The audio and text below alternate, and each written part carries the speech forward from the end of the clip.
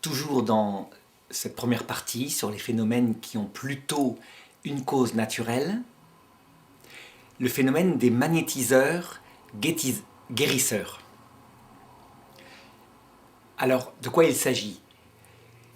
Tout le monde est entendu parler de ce qui se passe parfois dans les campagnes, depuis toujours d'ailleurs, dans les campagnes européennes, à savoir qu'il y a des gens, souvent très humbles, modestes, des agriculteurs, qui se transmettent des sortes de dons et qui arrivent par ces dons-là à guérir certaines maladies. Alors, il y a plusieurs manières d'agir chez ces guérisseurs. Mais je voudrais traiter d'abord de ceux qui procèdent par imposition des mains. Ils imposent les mains comme ça ou comme ça, parfois à distance, parfois ça se fait par l'intermédiaire d'une simple photo. Ils se concentrent. Souvent, ils disent qu'en le faisant, ils vident leur énergie, donc ils ne peuvent pas recevoir des milliers de personnes par jour. Et puis la personne qui est en face se trouve mieux. Il faut distinguer ce phénomène-là d'une autre forme de guérison. C'est ceux qui n'imposent pas du tout les mains et qui se contentent de prononcer une prière que souvent ils se sont transmis de génération en génération, qu'ils gardent absolument secrète. Et cette prière a par exemple le pouvoir d'arrêter le feu. Ça veut dire si quelqu'un, même par téléphone, n'étant pas là, s'est brûlé gravement, eh bien à la simple prononciation de cette prière, la brûlure va très vite guérir. Parfois même vu des reportages à la télévision, dans certains centres pour les grands brûlés, où on voit les soignants, de manière spontanée et faire appel à ce genre de talent par téléphone. Donc indiquer que telle personne, etc. Et le guérisseur en question prononce la prière. Souvent il y a une amélioration réelle, parfois même les brûlures disparaissent complètement. Donc on dirait que ce guérisseur a le pouvoir d'arrêter le feu. C'est un exemple parce qu'il y a toutes sortes d'autres formes de prières. On se souvient des rois de France, par exemple, qui touchaient les écrouelles, c'est-à-dire les ganglions enflammés. Donc c'était sûrement le signe extérieur d'une infection. Et les personnes s'en trouvaient guéries. Alors comment distinguer ces différents phénomènes de guérisseurs et comment reconnaître leur cause, puisque c'est surtout par la recherche de la cause qu'on peut définir le phénomène. Eh bien, comme toujours, en théologie catholique, il faut rechercher le phénomène qui peut avoir une cause naturelle, donc la nature humaine, une sorte de pouvoir venant du guérisseur lui-même, et ceux qui ne peuvent pas avoir une cause naturelle, qui font forcément appel à une force qui dépasse l'homme. Eh bien, le magnétiseur, en tant que tel, semble tout à fait pouvoir être expliqué par une cause naturelle. Un peu comme le phénomène de télékinésie que j'avais développé dans l'une des leçons précédentes. Rien n'empêche que le corps humain puisse, par une sorte de talent particulier, concentrer certaines énergies qui ne sont pas encore connues, mais qui sont réelles en nous, et apporter un mieux à d'autres personnes. Cependant, une cause, dit saint Thomas d'Aquin, provoque un effet qui est adapté à cette cause. Donc, qu'est-ce qui est communiqué par cette concentration du magnétiseur? C'est sans doute une sorte d'énergie vitale, une énergie psychique, quelque chose qu'il faudrait définir. Donc, que le magnétiseur puisse requinquer une personne fatiguée, redonner de l'énergie à une personne âgée qui en manque, qui en perd, redonner parfois du courage à un dépressif. Ça paraît tout à fait cohérent.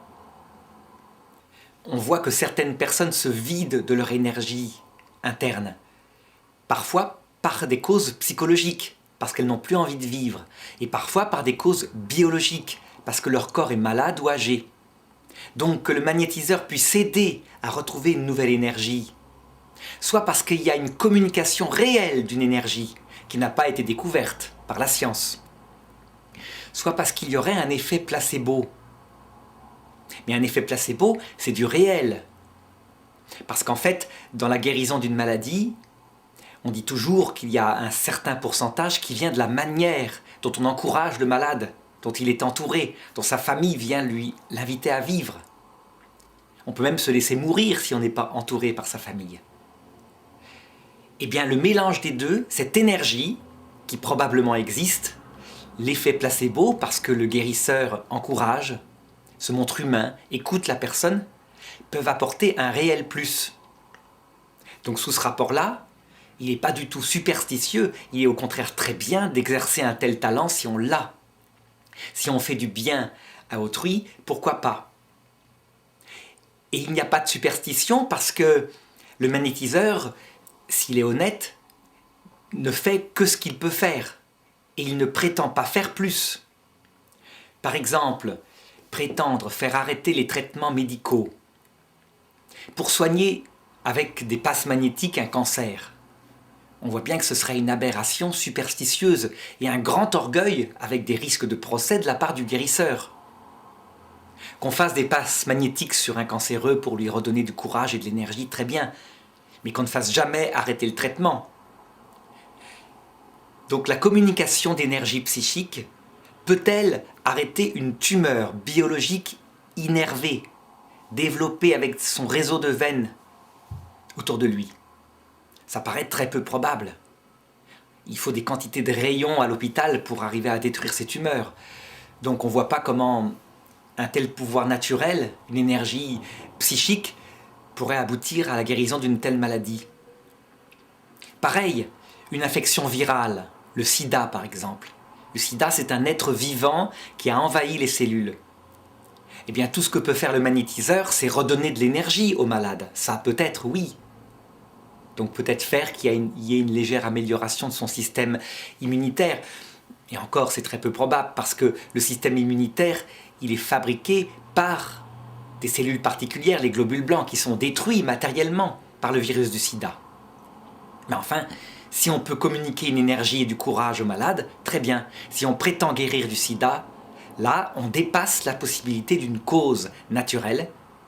Et on pourra dire, en philosophie, c'est même pas de la théologie catholique, qu'il y a superstition, parce que attribution d'un pouvoir magique à une cause qu'en est incapable. Il dit, le magnétiseur n'est pas la seule forme de guérisseur qui existe dans nos campagnes.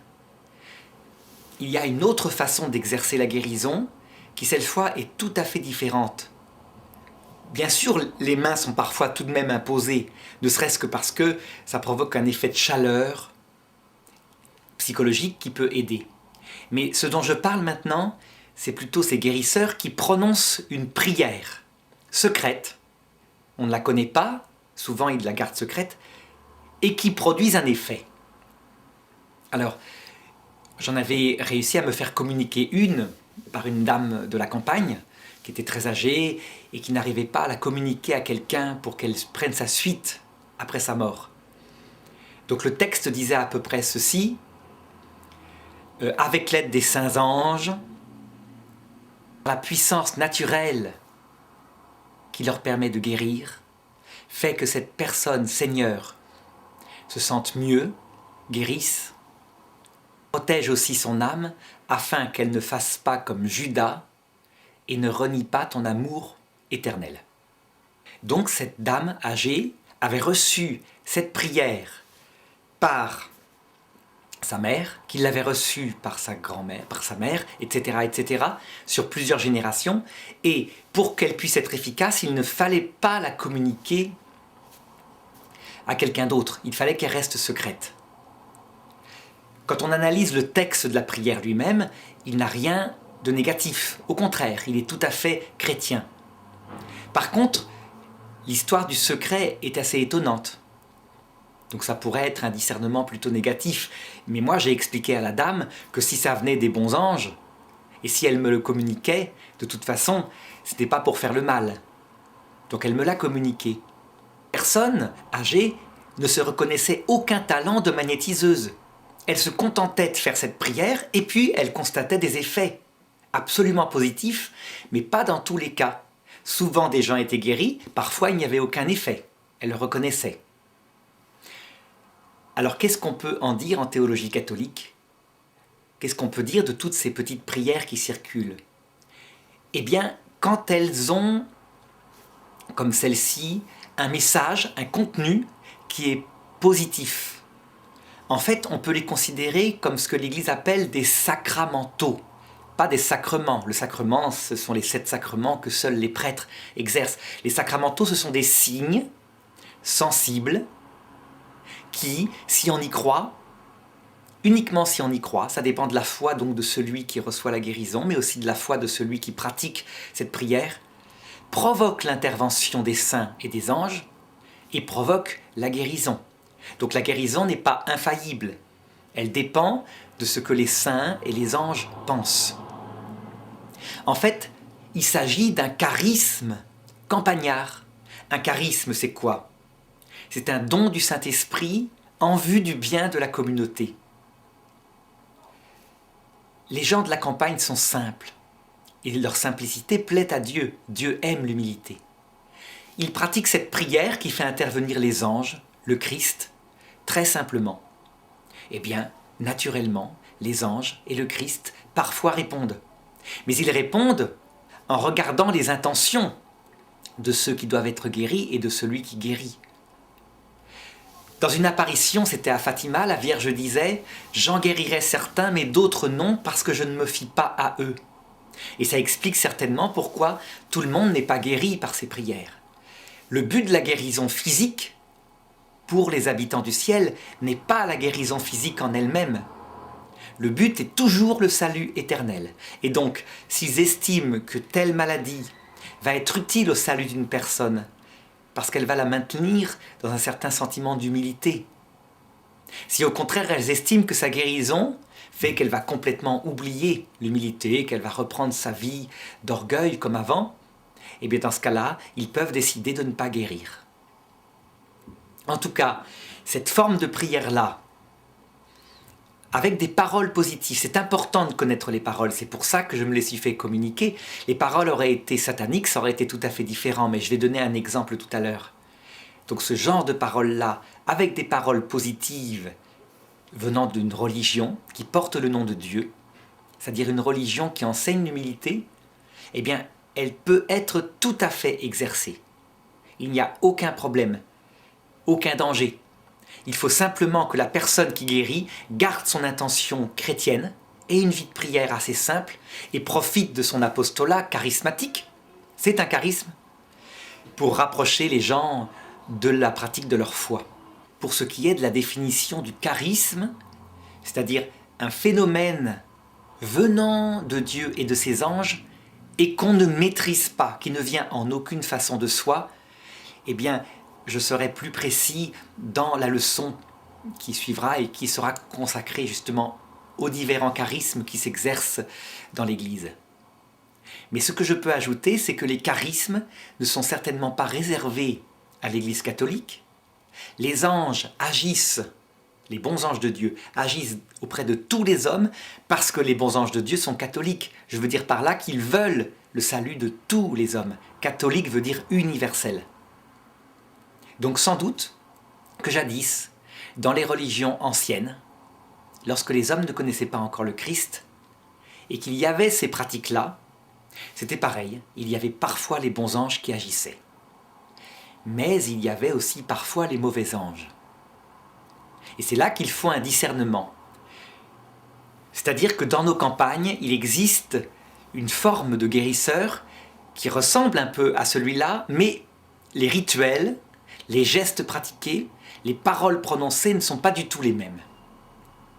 Et pour l'illustrer, je voudrais raconter une histoire qui s'est passée quand j'étais jeune, du côté de la Bretagne, et qui a abouti à un exorcisme.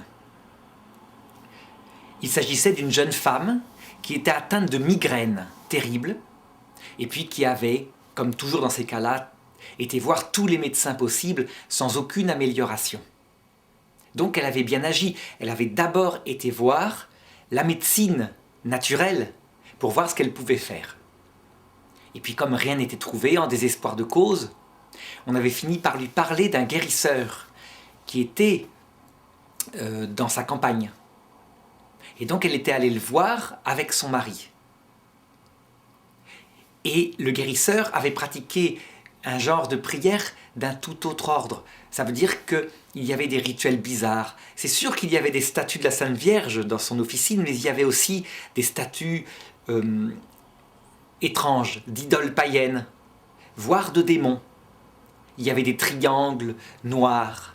Et lui avait pratiqué une sorte de rituel, donc pareil, avec des gestes, imposition des mains, et des prières, mais des prières qu'elle ne comprenait pas, qui étaient en hébreu, ou une langue inconnue.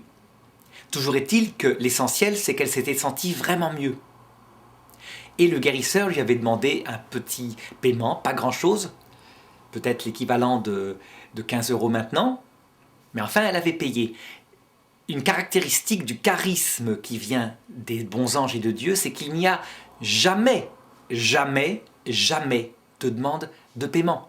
Pourquoi ? Ça serait de la simonie. Les anges fuiraient cette personne. Il n'y aurait plus aucune efficacité. Jamais, jamais, jamais, un ange de Dieu n'accepte qu'on monnaie le don qu'il fait. Là, il y avait un petit paiement. Pas grand-chose, mais enfin, comme il recevait beaucoup, peut-être que la chose, à force, devait faire un revenu significatif. Elle s'était sentie mieux, il lui avait dit de revenir 3 semaines, un mois, régulièrement, comme ça, pour refaire la prière en question.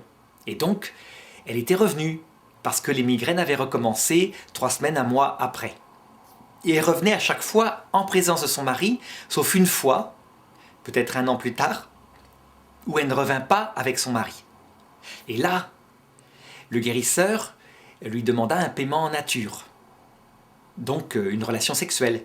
Et elle refusa, furieuse. Et quand elle revint à la maison, le mari se mit en colère, et ils s'affrontèrent en paroles, ou peut-être même en actes avec une bagarre. Enfin bref, ils décidèrent de ne jamais aller le revoir. Mais les migraines de la femme reprirent, et s'empirèrent, jusqu'au jour où, le mari rentrant à la maison, il trouva sa femme debout sur la table en train de chanter avec une voix qui n'était pas la sienne, un chant magnifique, un chant d'opéra. Et là il prit peur, il alla voir le prêtre. On pratiqua avec l'exorcisme du diocèse, l'exorciste du diocèse, un grand exorciste, elle était véritablement possédée. Il s'avérait que c'était le guérisseur qui en fait était un sorcier, donc quelqu'un qui pratiquait la magie avec des anges révoltés, des anges mauvais, qui avaient fait une sorte de pacte, et qui, pour se venger, avait retourné sa magie pour faire du mal à la femme, parce il s'était estimé humilié.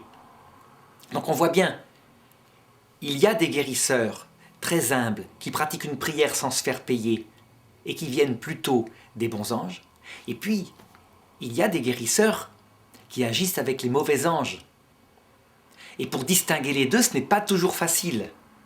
Mais enfin, il y a des signes extérieurs.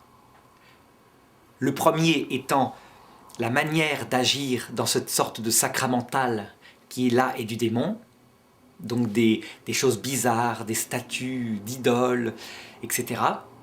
Des paroles prononcées qui ressemblent plutôt à du vaudou qu'à une prière chrétienne, même si dans le premier cas la prière chrétienne était secrète, mais enfin il y avait des signes de croix qui eux n'étaient pas secrets. Le paiement, qui est un mauvais signe, c'est pas forcément toujours un mauvais signe. Il peut y avoir des magnétiseurs, donc du type 1, qui se font un peu payer parce qu'il faut bien vivre. Et là, c'est un travail, après tout, honnête comme un autre. C'est uniquement quand il y a un charisme venant de Dieu que tout salaire est impossible. Parce que le charisme n'appartient pas à la personne, c'est une action venant directement des anges de Dieu, et de Dieu, parfois. Donc que conclure ? Eh bien, qu'il faut absolument discerner et fuir le charisme satanique, tel que je l'ai présenté dans la 3e manière d'être guérisseur. Et pour le faire, pour discerner, les chrétiens n'ont pas besoin d'être des grands théologiens. Je rappelle que l'Église avait toujours donné des sacramentaux, des petites choses simples, humbles, pour tous les fidèles, et qui permettait vraiment de discerner. Donc, par exemple, quand on va chez un magnétiseur qui semble pratiquer des rituels magiques ou sacramentaux, comme je l'ai indiqué, dire un « Je vous salue Marie » dans son cœur, faire un peu comme saint Paul avait fait quand une femme le poursuivait en disant « Cet homme-là est un homme de Dieu » et ça l'avait énervé, il avait dit « Au nom du Seigneur, tais-toi ». Et l'esprit était parti aussitôt. Et bien de la même façon, avoir la prudence de dire un « Je vous salue Marie » dans son cœur, de porter sur soi une médaille de la Vierge, d'avoir une vie de prière régulière. Mais le sorcier n'aura aucun pouvoir. Si cette femme après a dû être exorcisée, si le démon a eu un pouvoir sur elle, c'est parce qu'elle n'avait que ses propres défenses, elle ne connaissait pas tout ça, elle cherchait simplement à être guérie, elle n'avait pas de vie chrétienne. Donc évidemment, face à un démon, on est démuni. Mais une personne qui vit une vie de prière régulière n'a aucun risque d'être atteint par l'attaque venant comme ça d'une sorte de sorcier campagnard. Par contre, s'il s'agit d'un guérisseur se servant, comme je l'ai dit dans le cas numéro 2, des charismes venant des bons anges, eh bien, il faut tout à fait y aller. Il n'y a aucun problème. Il serait même idiot de ne pas faire appel à lui. De même, si un magnétiseur qui simplement agit par sa puissance naturelle peut faire du bien à une personne âgée, ben très bien. Donc il ne faut pas tout rejeter. Comme toujours, dit saint Paul, discerner les esprits. Et s'il y a un doute, il faut se faire aider. Il faut écrire à quelqu'un qui s'y connaît, quelqu'un qui pourra donner des conseils. Il y a maintenant des forums sur Internet avec des chrétiens qui sont véritablement au courant de leur propre foi et qui pourront donner des avis. Il faut avoir plusieurs avis. Parce que certains chrétiens ont peur de tout ça systématiquement et le rejettent systématiquement, ce qui est aussi une erreur.